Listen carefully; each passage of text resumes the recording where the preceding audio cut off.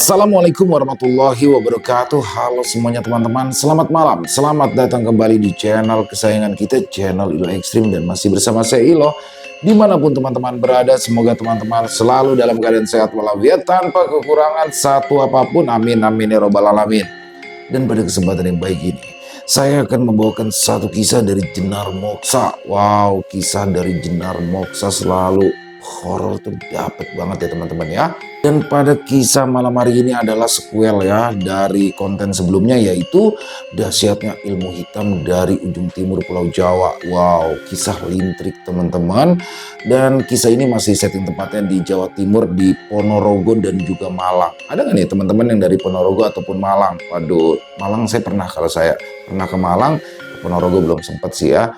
Dan oke, sebelum kita masuk ke dalam kisahnya, buat teman-teman mungkin yang belum subscribe channel Ilo Ekstrim, yuk bisa diklik dulu tombol subscribe-nya. Jangan lupa lonceng notifikasinya juga dinyalakan agar teman-teman selalu mendapatkan notifikasi dari konten-konten yang akan kami upload selanjutnya. Dan untuk channel Ilo Ekstrim kami upload setiap hari teman-teman ya, setiap malam jam 7 malam waktu Indonesia bagian Barat. Oke, nggak pakai berlama-lama lagi. Pasti udah nggak sabaran kan untuk masuk ke dalam kisahnya. Kita langsung saja masuk ke dalam kisahnya. Budul horor. Dendam atas janji yang diingkari. Wahyuni binti Samirin. Yuni mengumap lirih. Senyum getir tersungging di bibir pucatnya. Aku memang sudah mati, tapi belum waktunya. Kalimat itu terus terulang-ulang sambil memeluk lutut.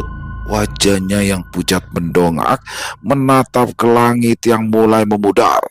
Dari gelap ke abu-abu, fajar datang, tapi dinginnya tak seperti pagi di dunia.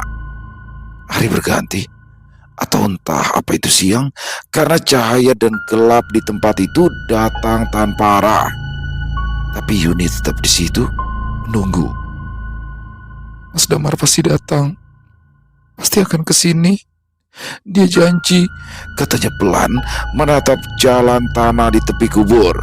Tapi tak satu pun ada yang datang.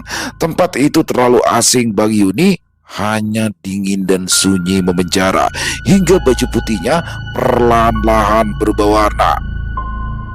Waktu terus berlalu tanpa kepastian. Akhirnya, Yuni bangkit dari samping kayu nisannya, kaki telanjangnya menyusuri jalan yang seperti tak berujung, diapit pepohonan besar yang akar-akarnya keluar. Pada sisi kiri kanan jalan, banyak orang dari berbagai usia duduk berjejer. Mereka semuanya berpakaian putih sama. Bahkan banyak yang bajunya sudah berubah warna menjadi coklat kehitaman. Sudah robek dan berlubang dengan garis-garis simetris bekas terbakar. Terdapat jejak cambuk menembus kulit tersusun-susun. Wajah itu kosong, menatap ke depan tanpa ekspresi, seolah menunggu sesuatu yang tak pernah datang dalam kurun waktu yang sangat lama. Yuni melangkah pelan di antara mereka. Lalu ia berhenti, berbicara tanpa ekspresi. Permisi, apa kalian melihat Mas Damar? Nyuwun sewu, napa wonten sing ningali Mas Damar? Ulangnya, mengira jika orang-orang itu tidak mengenali bahasanya. Tak ada jawaban, hanya angin yang menjawab dengan desiran panjang. Akhirnya, ada seorang lelaki tua menoleh, tapi pandangannya menembus Yuni tanpa benar-benar melihat. Mereka semua bisu, tuturnya lalu kembali diam. Yuni lanjut berjalan sampai menemukan gundukan bata merah di pinggir jalan. Ia duduk, tangannya memainkan serpian daun kering yang jatuh ke pangkuan, mengamati tempat asing itu. Tempat apa ini sebenarnya? Gumamnya. Dan tiba-tiba saja dari kejauhan terdengar suara gong. Cuma satu kali, tapi menggema panjang, seperti berasal dari dasar bumi. Yuni menoleh ke ujung jalan setapak yang sesak oleh kerumunan orang seperti zombie. Ada rasa penasaran yang menarik membuatnya bangkit. Apa yang mereka lihat? Gumamnya. Di tengah lapangan tanah, berdiri sebuah gong besar berwarna tembaga digantung rendah di antara dua batang pohon mati.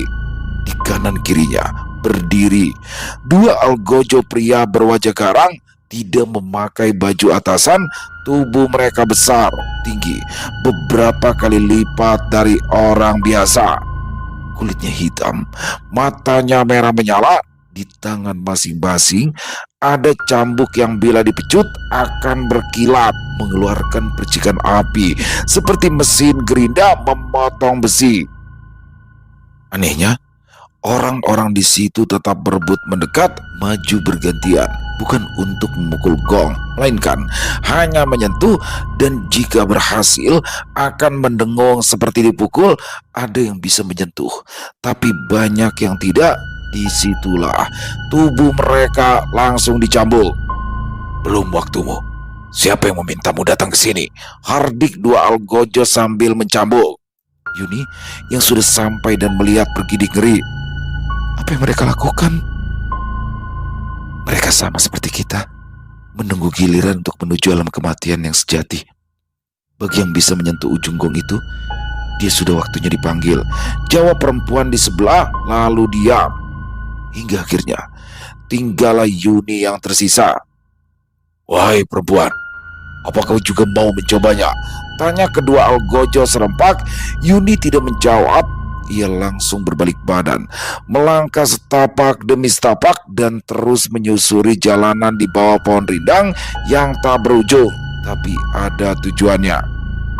Sedamar, aku menagih janjimu. Gumamnya terus melangkah tak berujung, sebab di tempatnya kini waktu tak punya arti. Tiba-tiba saja, jauh di depan sana, Yuni bisa melihat terang, membuatnya tersenyum simpul, mempercepat langkah.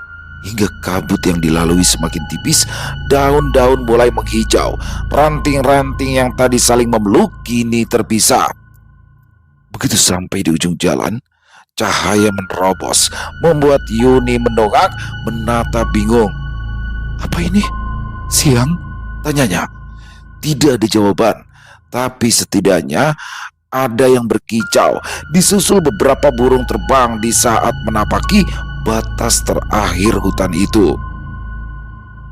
Begitu Yuni keluar dari bawah naungan pohon yang hantaran dahan satu dan dahan lainnya saling berpelukan, cahaya matahari menyengat wajahnya, membuatnya refleks, menutupi mata dengan satu tangan, menyesuaikan diri dengan terang yang lama tadi lihat. Siang?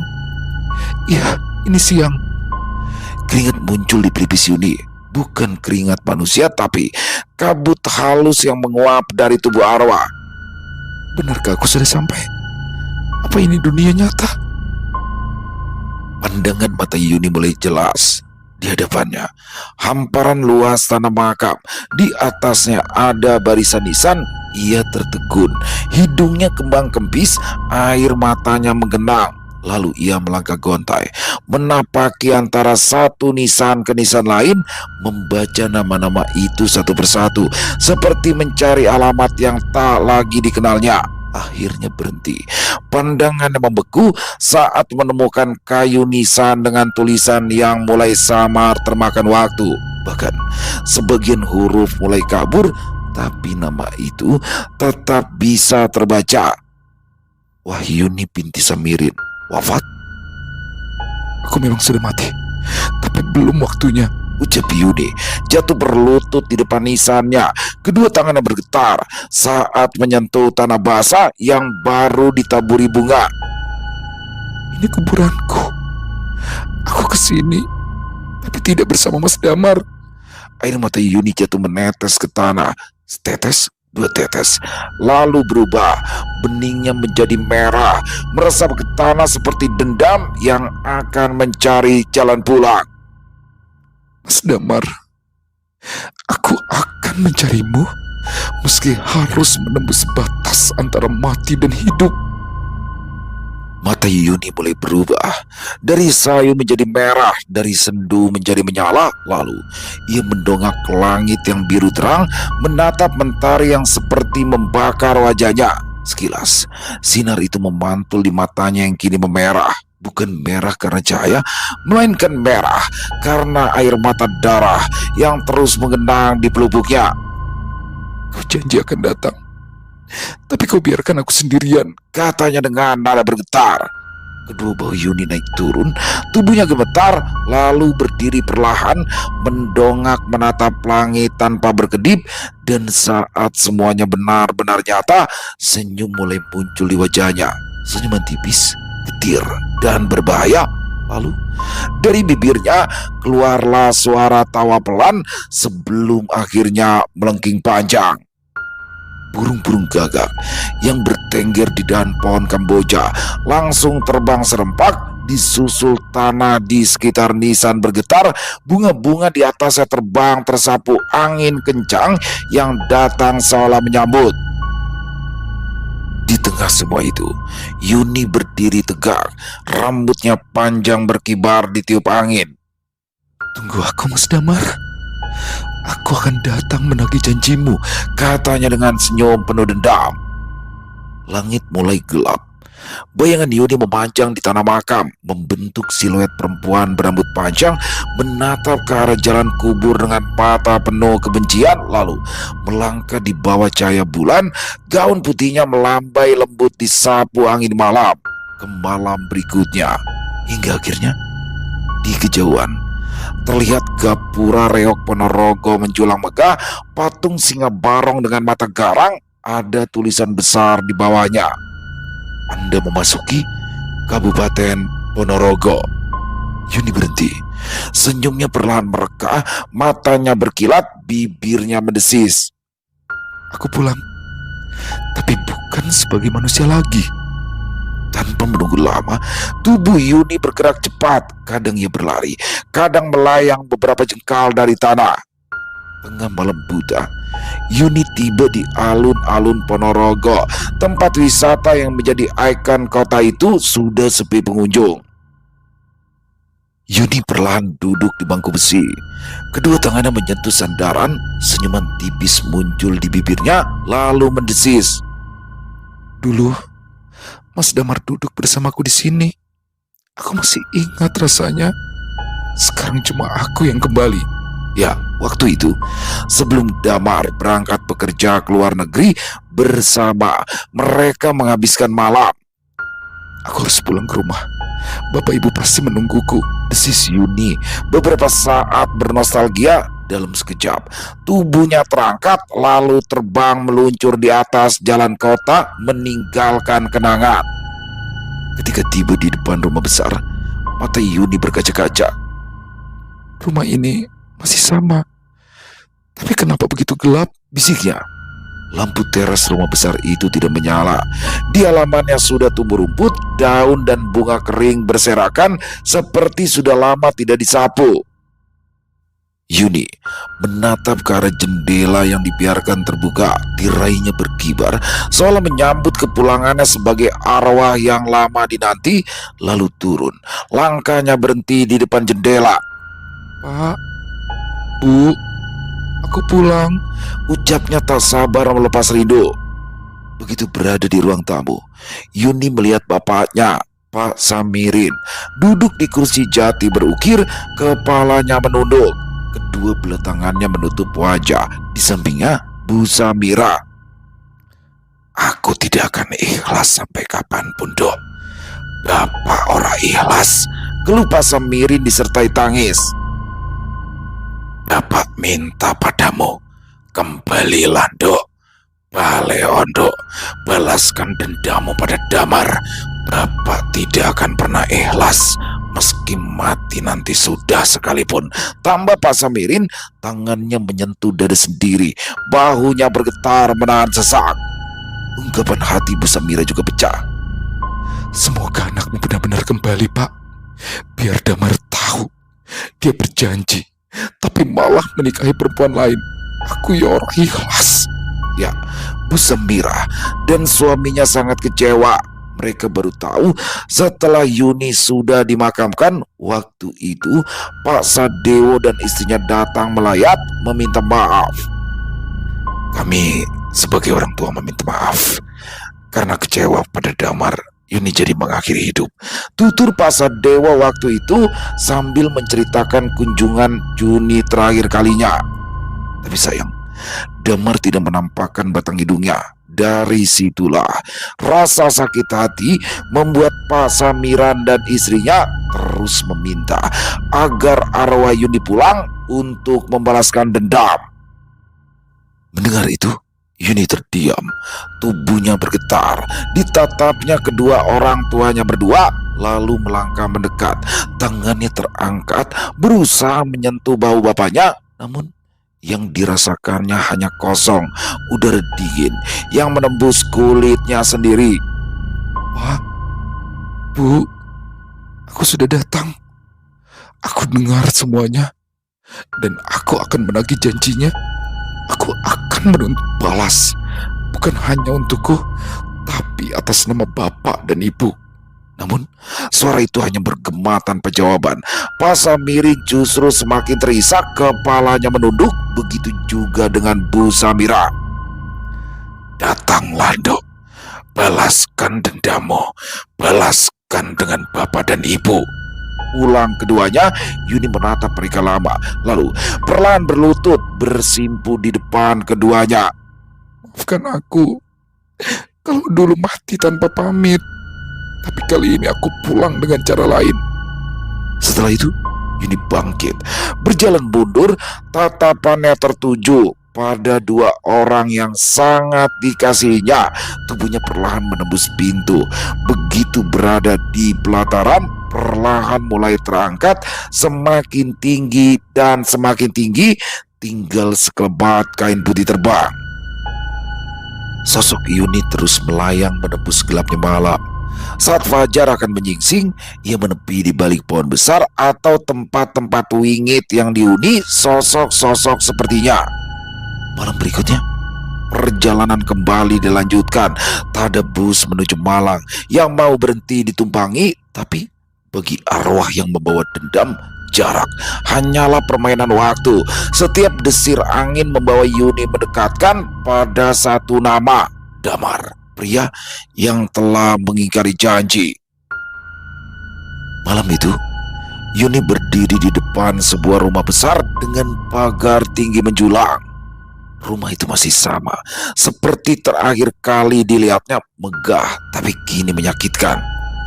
Masih seperti dulu, gumam Yuni, matanya memicing menatap balkon lantai 2. Rumah besar itu berbanding terbalik dengan rumah Pasamirin di sana.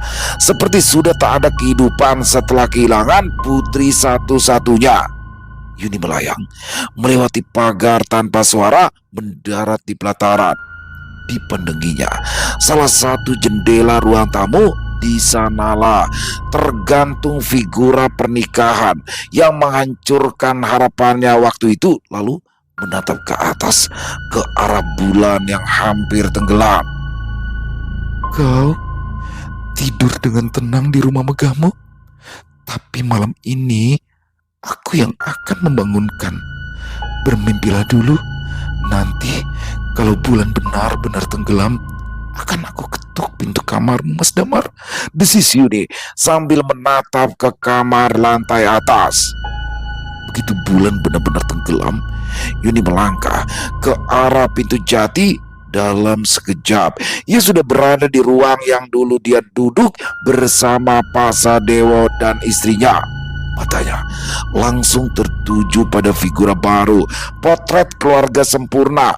Damar memeluk Randini dan seorang anak kecil di antara mereka. Wajah pria itu tak berubah, masih sama gagah.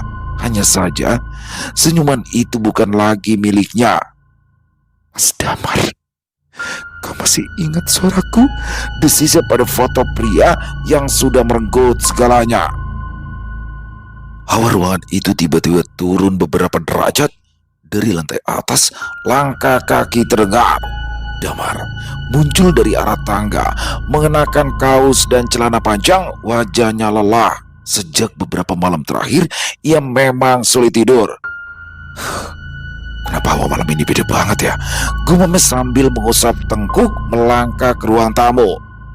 Tanpa menyalakan lampu, Damar duduk di sofa kulit coklat, mencoba menenangkan diri, tapi ketika punggungnya baru bersandar, sebuah bisikan lembut menyentuh telinganya. "Mas Damar?" Terkejut, Damar refleks menoleh, tapi tak ada siapapun. Hidungnya kembang kempis, dadanya berdebar. "Siapa?"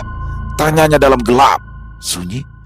Kemudian terdengar lagi, dekat dan datang dari samping. "Aku Yuni, Mas." Astaga, pekik Damar. Matanya membelalak, tubuhnya menegang, bulu kuduknya berdiri. Tapi sebelum sempat menjawab, udara di ruang tamu berubah semakin dingin. Gorden berayun, lampu gantung bergoyang-goyang, dan di sampingnya Yuni menampakkan wujud. Sontak, Damar berdiri dari sofa dengan wajah pucat. Ia mundur pelan-pelan, telunjuknya mengarah ke sosok Yuni. "Setan! Setan!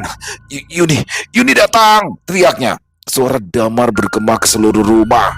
Dari tangga atas, Randini yang terbangun memanggil dengan nada bingung. "Mas, ada apa sih?" Namun Damar tak sanggup menjawab. Pandangannya terpaku pada sosok berambut panjang, bergaun putih lusuh, mata putih sempurnanya melotot. "Mas!" Randini kembali mengulangi panggilan. Tak ada jawaban. Langkahnya terus menapak karena gelap. Segera dihidupkannya lampu ruang keluarga dan terangnya tembus sampai ke ruang tamu, tempat di mana Yuni dan Damar bertatap muka untuk pertama kalinya. Tubuh Yuni benar-benar jelas terlihat. Kakinya tidak benar-benar menapak di lantai. Baju putihnya berkibar. Entah dari mana datangnya angin, sanggup menerbangkan helai demi helai rambut yang jauh lebih panjang. Damar semakin ketakutan. Kedua tangannya mengepal, rahangnya mengeras. Kau sudah mati, Yuni. Kenapa kau datang ke sini?"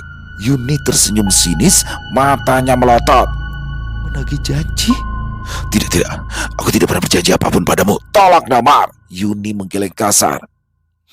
"Aku akan pergi, tapi harus bersamamu," bentaknya.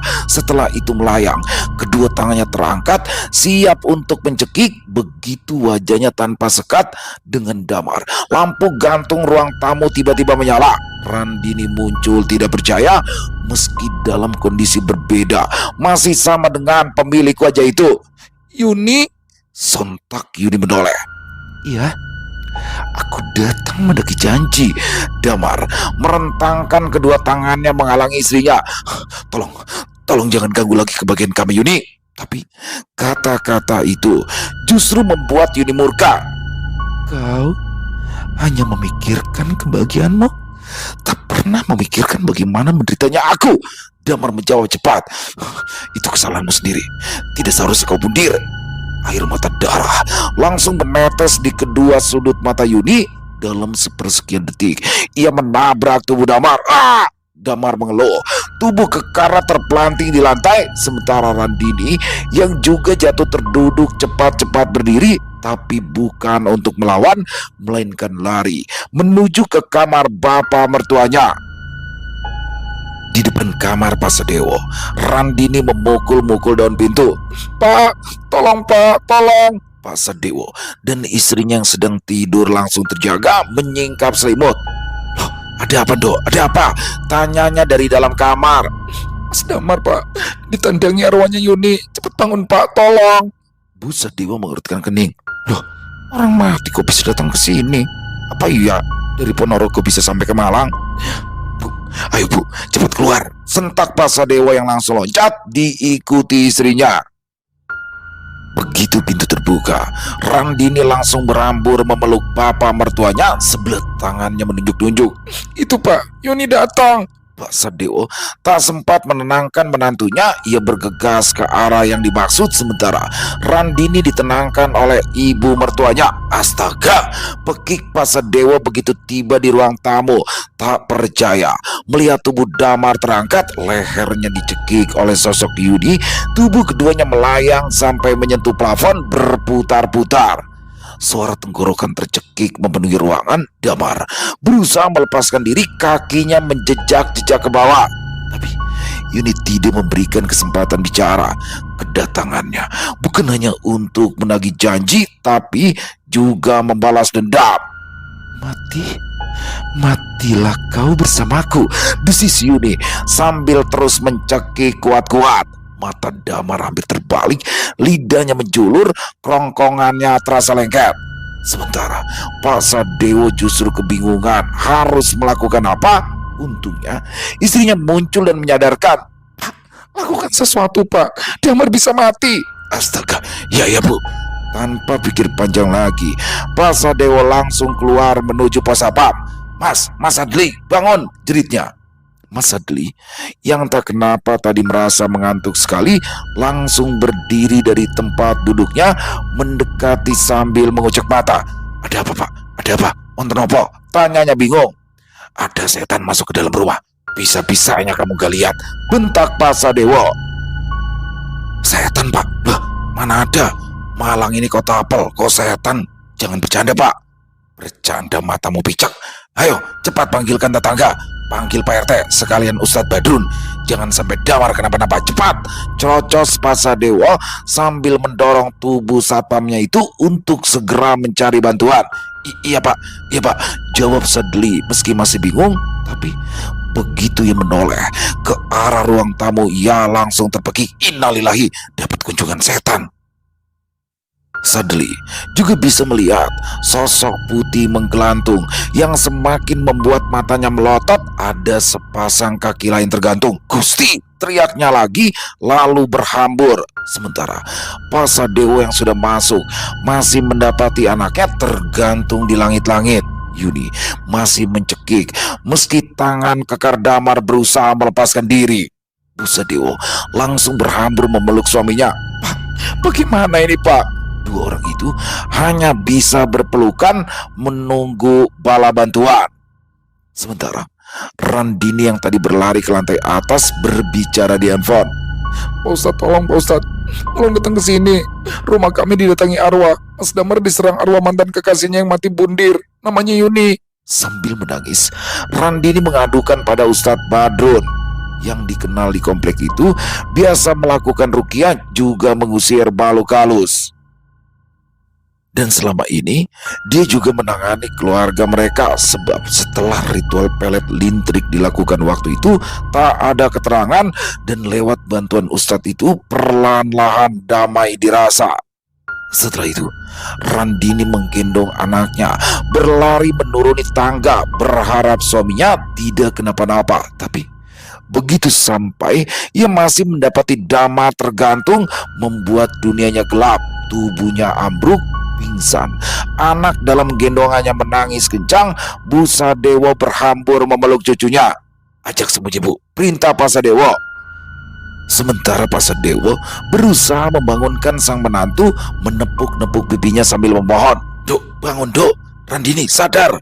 Begitu mata Randini terbuka, sesuatu terjatuh dari atas plafon. Debuk. Bunyi keras itu berasal dari tubuh Damar yang mendarat telak terlungkup di lantai. Anakku, jerit Pak Sadewo bingung. Begitu pula dengan Randini. Mas! Pak Sadewo berdiri dengan cepat membalik tubuh anaknya, memeriksa denyut nadi di pergelangan sambil memohon. Damar, bangun Damar, bangun! Sementara Randini yang geram berjalan mendekati sosok Yuni yang tersenyum puas. Dua perempuan itu akhirnya saling berhadapan. Kau tidak seharusnya melakukan ini, Yuni, desis Randini bercampur marah dan prihatin. Kenapa? Kenapa? Tanya Yuni menantang. Mata putihnya memicing. Tapi belum sempat Randini terprovokasi, suara deru motor disusul banyak langkah datang membuatnya mundur dan menghindar. Mata Yuni memicing melihat kehadiran orang-orang yang dianggapnya ikut campur. Lalu dari kerumunan, seorang pria berpeci hitam muncul di ambang pintu. Beliau adalah Ustadz Badrun. Tubuhnya tegap, wajahnya tenang seperti biasa. Meski dalam kondisi apapun, tangannya menggenggam botol kecil berisi air zam-zam dan tasbih yang tergantung di pergelangan. Assalamualaikum, ucapnya di ambang pintu. Waalaikumsalam, jawab Pak Sadewo juga Randini yang langsung membantu tubuh lunglai suaminya. Sementara Yuni yang melihat pemandangan itu semakin geram. Kedua tangannya mengepal, matanya melotot. Kita jangan panik. Semuanya mundur dulu, pinta Ustadz Badrun. Pria berusia sekitar 55 tahunan itu sambil mencipratkan air zam-zam yang dibawa sampai habis. Warga yang sudah memenuhi ruangan menyingkir memberikan ruang. Bau wangi minyak kasturi langsung menyebar. Ustadz Badrun menetralkan hawa busuk dan amis darah yang tadi sempat tercium. Meski begitu, Yuni tidak gentar. Dendam dan amarah membuatnya berani. Matanya terus berputar mengikuti gerak pria itu. Ustadz Badrun menatap langsung ke arah mata Yuni. Kau makhluk yang menanggung luka, tapi bukan berarti boleh menanggung dosa baru. Yuni mengunci tatapan. Ia menantang. Kau tidak tahu bagaimana rasanya dihianati oleh cinta dan dikubur dalam dendam. Aku hanya menagih janji yang telah diingkari Ustadz. Aku hanya ingin dia merasakan apa yang aku rasakan. Lalu Yuni menunjuk ke arah Damar. Bahkan dia tidak pernah mengakui kesalahannya, Ustadz. Tidak, nak. Yang terjadi padamu adalah takdir. Kamu meninggal dalam ujian, bukan dalam karma. Jangan biarkan arwahmu tenggelam dalam murka. Kembalilah pada cahaya, nak. Bujuknya. Yuni menggeleng keras. Cahaya? Cahaya mana yang mau menerima kalau hatiku gelap? Aku datang menuntut balas, bukan untuk diampuni. Maka simpanlah ceramahmu itu. Tiba-tiba saja kaca jendela bergetar keras, gorden berkibar, angin menyapu ruangan, lampu gantung di tengah ruang tamu berayun, lalu prang, pecah berkeping-keping. Disusul figura pernikahan Damar dan foto keluarga jatuh menghantam lantai. Warga yang menyaksikan ketakutan, beberapa di antaranya saling berpelukan, sementara Pak Sadewo tak bisa dan tak tahu harus berbuat apa. Ustadz Badrun tetap berdiri kokoh. Dia mulai membaca ayat. Auzubillahiminasyaitonirrajim. Namun Yuni menantang. Jangan halangi atau aku akan membawanya dalam kematian, Ustadz. Teriaknya. Tubuhnya melayang naik. Wajahnya berubah garang. Matanya makin liar. Tiba-tiba saja dari bawah suara batuk parau terdengar. Ya, Damar masih hidup. Tubuhnya bersandar lemas dalam dekapan sang istri. Yuni, suara Damar hampir tak terdengar. Kali ini ia ingin meminta maaf, tapi kerongkongannya terasa lengket. Bekas cekikan dan luka tusuk kuku membuatnya kesulitan bicara. Yuni berhenti di udara, menatap ke bawah. Tatapannya membeku antara terkejut dan murka. Kau belum mati. Kau masih bisa bernafas setelah membuatku dikubur oleh kebohonganmu. Ustadz Badrun segera mengangkat tangan. Sudah, nak Yuni, jangan lanjutkan. Tuhan sudah menunjukkan bahwa bukan kamu yang berhak menghukum. Jika kau melangkah lagi, malam ini tak ada jalan pulang untuk rohmu. Tapi Yuni hanya menatap sinis. Aku sudah tidak butuh pulang, Ustadz. Aku hanya butuh keadilan. Dengan wajah tegang, Yuni beralih menatap Damar. Aku akan datang lagi, Damar. Kalau bukan malam ini, malam berikutnya, dan saat itu aku pastikan kau tidak akan bangun lagi. Tanpa diperintah, kerumunan langsung menyingkir. Mereka menghindar dari ambang pintu yang ditatap oleh Yuni. Begitu di jalan, sosok Yuni melesat keluar, meninggalkan jejak aroma melati bercampur anyir. Ustadz Badrun berdiri di ambang pintu, menatap lebat bayangan putih yang semakin menjauh. Ya Allah, jangan biarkan arwah itu tersesat lebih jauh. Bimbinglah dia kembali padamu, ya Allah. Ustadz Badrun segera berbalik memeriksa kondisi Damar. Cepat, kita harus bawa dia ke rumah sakit sekarang, serunya tegas. Pak Sadewo yang masih kebingungan langsung berdiri dan berlari ke arah pintu, memberikan perintah. Mas Adli, cepat siapkan mobil. Siapa? Sahut Mas Adli yang berdiri di halaman, segera berlari ke garasi, menyalakan mobil hitam milik keluarga itu.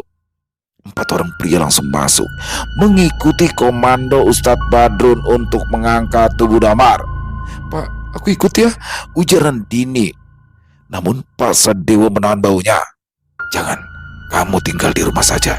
Jaga ibu sama anakmu. Aku takut Yuni balik lagi." "Tapi Pak..." "Sudah, nurut," suara Pak Sadewo tegas. Randini akhirnya hanya mengangguk. Air matanya jatuh tanpa bisa ditahan. "Mas Damar, bertahan ya. Tolong jangan pergi." Iya," jawab Damar di sisa tenaga. Pak Sadewo berbalik menghampiri Ustadz Badrun yang masih berdiri di ambang pintu. "Ustadz, tolong ikut ya. Saya takut kalau di jalan nanti Yuni datang lagi."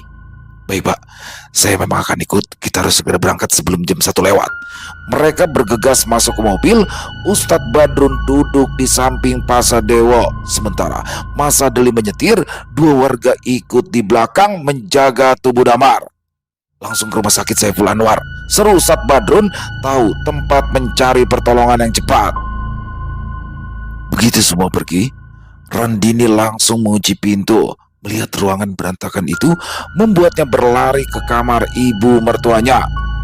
"Bagaimana kondisi Damar?" tanya Bu Sadewo. "Mereka sudah berangkat, Bu. Mas Damar dibawa ke rumah sakit Saiful Anwar. Ustadz Badrun juga ikut," terang Randini menahan tangis. Tidak menyangka hidupnya akan serumit ini setelah mengikat Sukma Damar dengan ritual lintrik untuk menetralisir kiriman Yuni. Bu Sadewo hanya mengangguk. Air matanya jatuh di pipi cucunya yang sudah terlelap karena lelah menangis ketakutan. "Semoga Allah menjaga mereka di jalan, dan semoga arwah Yuni tidak balik lagi ke rumah ini," katanya bergetar. Mereka saling berpelukan di bawah cahaya redup lampu kamar. Tiba-tiba suara itu kembali terdengar. "Belum selesai. Jika Damar tidak ikut bersamaku, kau pun jadi." Randini spontan menatap pintu kamar, wajahnya menegang. Ibu dengar nggak?" bisiknya terbata. Bu Sadewo menggenggam tangan menantunya erat. Ia mengangguk.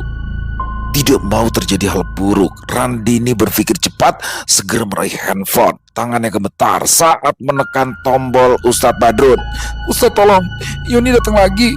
Dia di luar kamar," adunya sambil menangis. Namun sebelum panggilan tersambung, lampu kamar berkedip-kedip lalu padam seketika. Gelap total. Dan benar, sosok Yuni sudah berdiri di balik pintu kamar. Ia mendesis. "Kau pikir bisa sembunyi dariku, Randini? Aku sudah menunggu terlalu lama. Mas Damar akan jadi milikku, atau kau ikut bersamaku ke liang kubur?" Dengan handphone masih di tangan, Randini menjerit. Jangan dekati aku. Aku gak salah apa-apa, Yuni. Semua itu terjadi karena takdir. Mungkin kamu memang tidak ditakdirkan bersamanya." Randini mundur ke dinding. Matanya menatap layar handphone, berdering tapi tak diangkat. "Ustadz, tolong Ustadz." Tubuh Yuni menembus pintu kayu tanpa suara. Dalam sekejap ia sudah berdiri di depan Randini. Kedua tangannya terangkat siap untuk mencekik. "Sudah terlambat. Kali ini aku akan menjemputmu." "Jangan." Kalimat itu tertahan di kerongkongan Randini. Dalam sekejap tangan pucat Yuni mencekik lehernya. Bu Sadewo menjerit histeris memohon. "Ya Allah Yuni, lepaskan. Jangan, Dok." Randini berusaha melawan. Tangannya mencakar udara perlahan.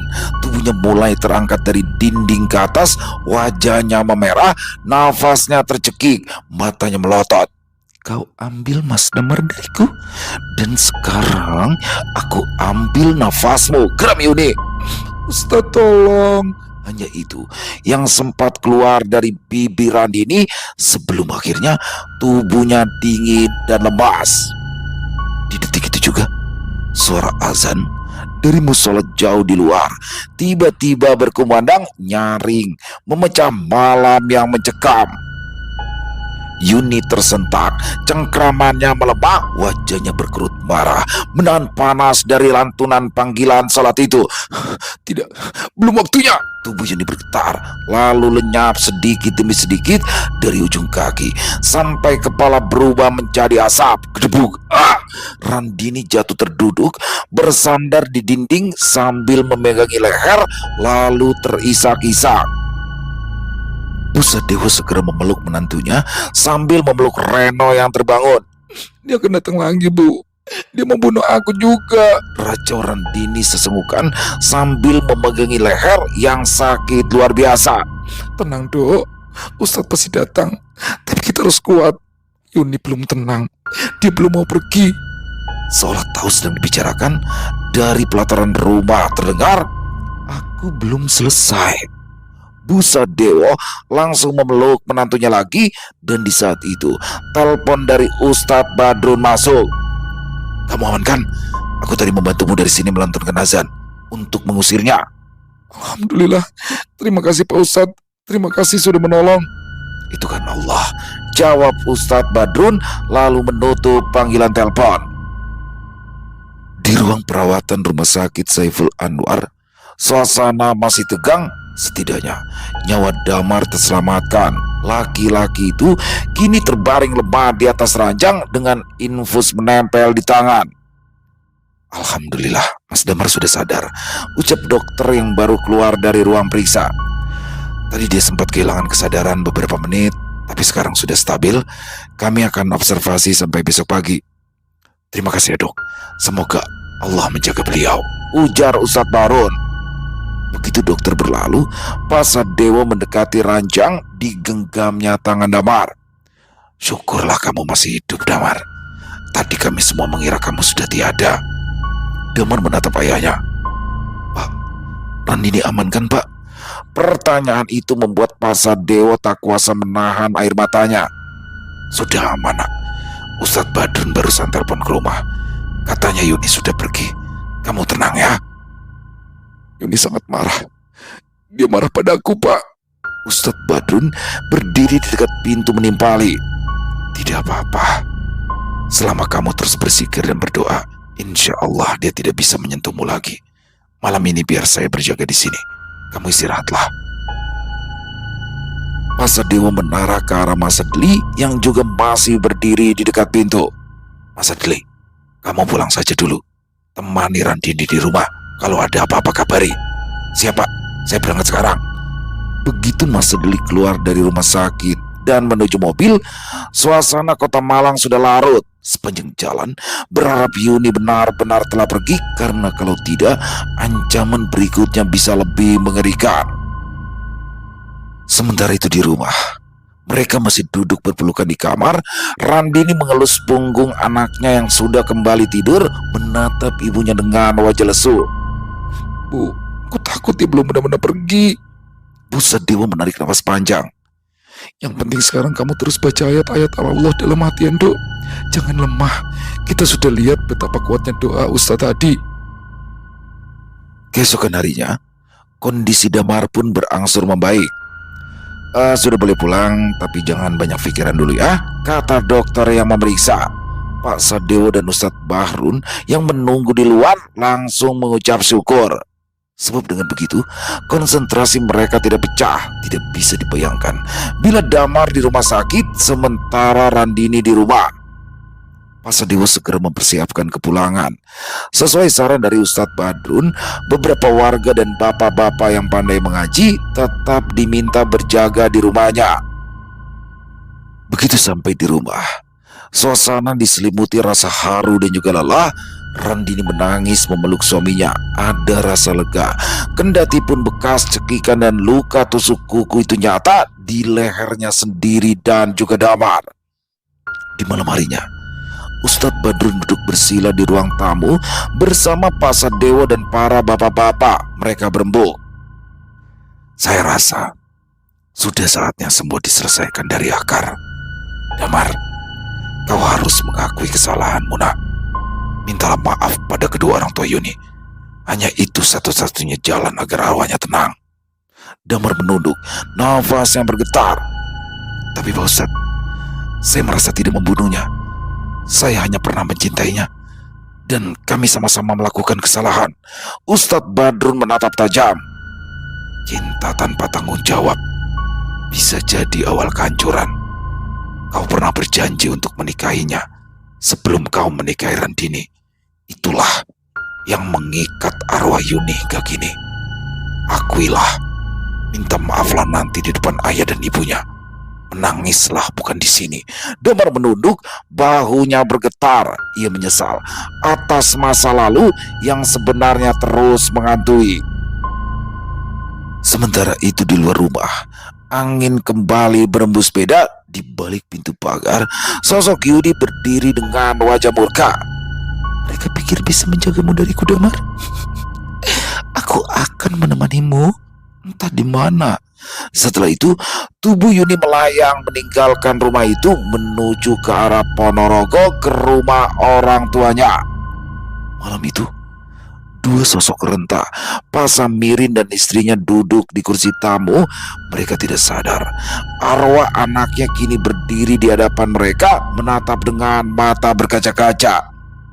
Ibu, Bapak, aku pulang.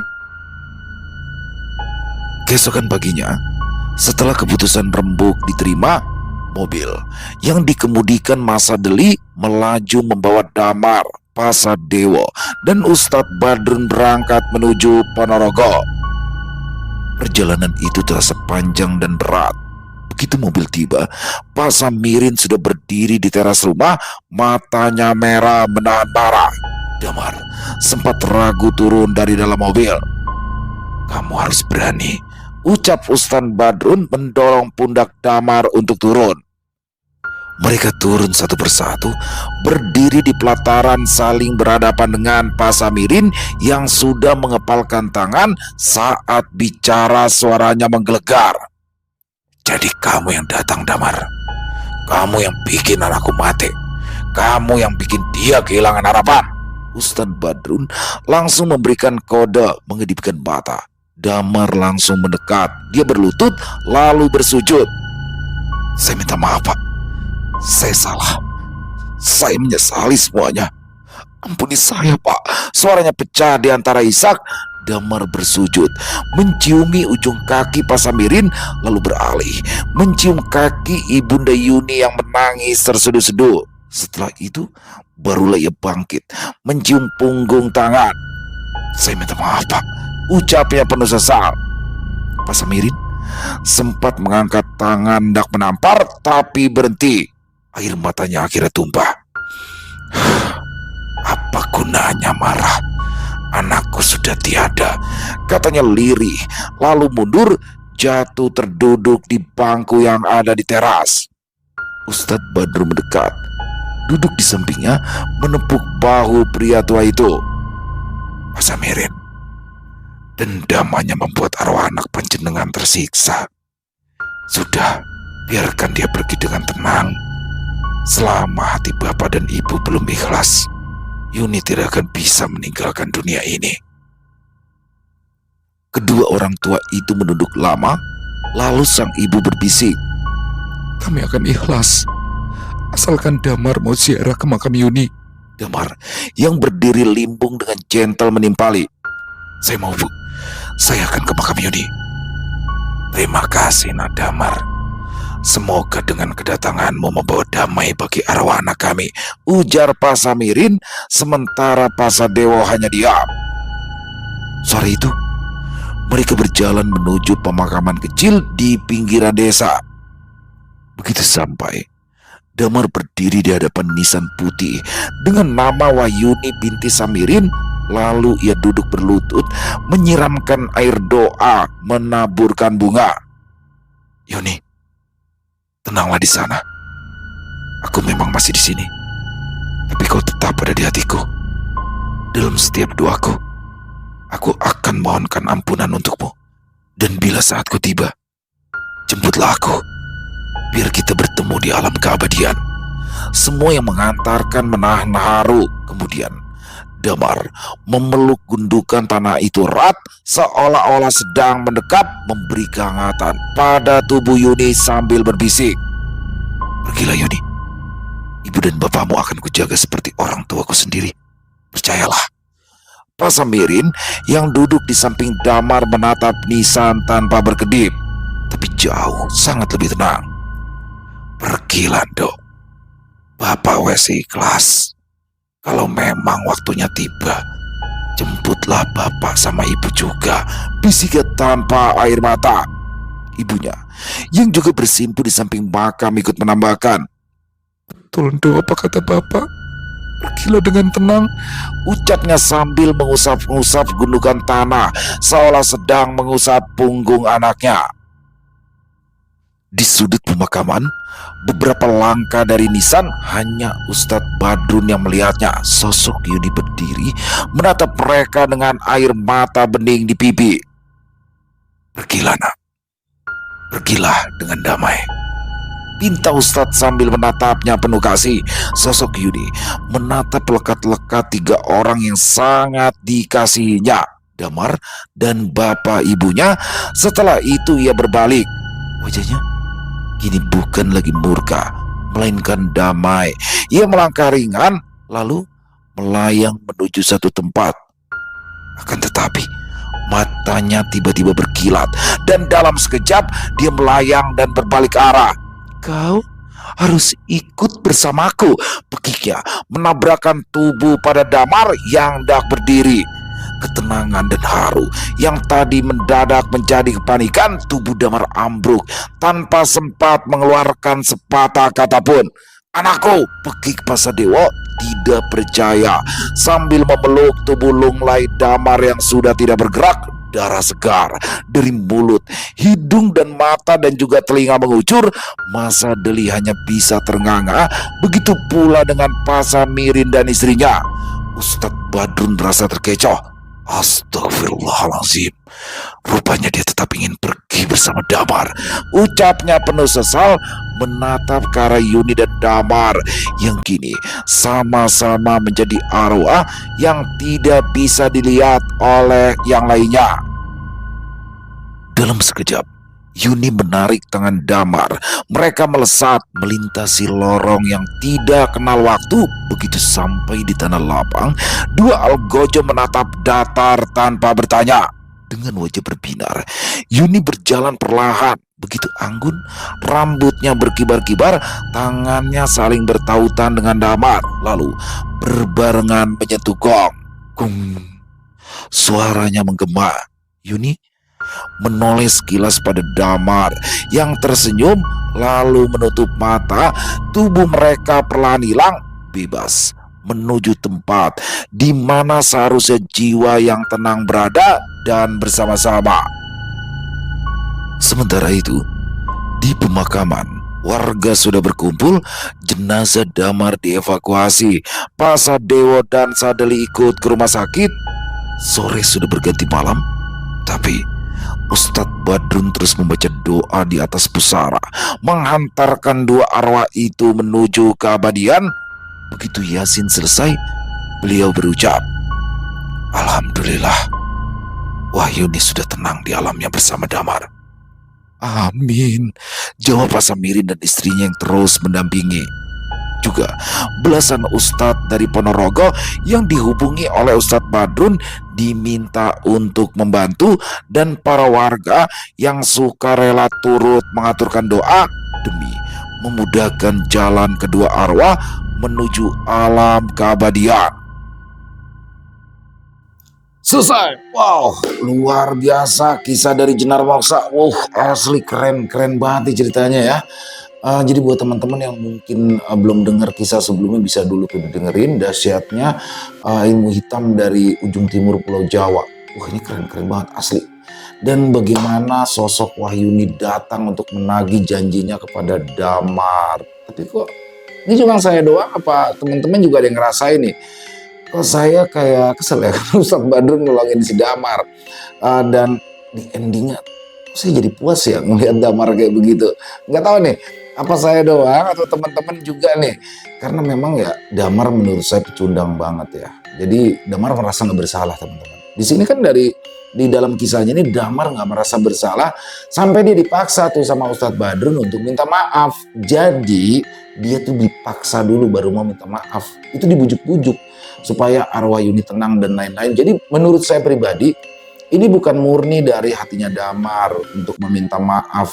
Ini pecundang mati laki-laki kayak gini.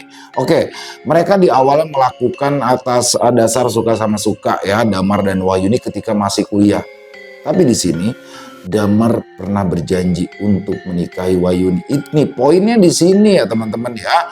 Memang benar secara tidak langsung secara langsung bukan Damar yang membunuh Wayuni, tapi secara tidak langsung janji yang diingkarinya lah itu yang membuat Wayuni nekat melakukan aksi bundir.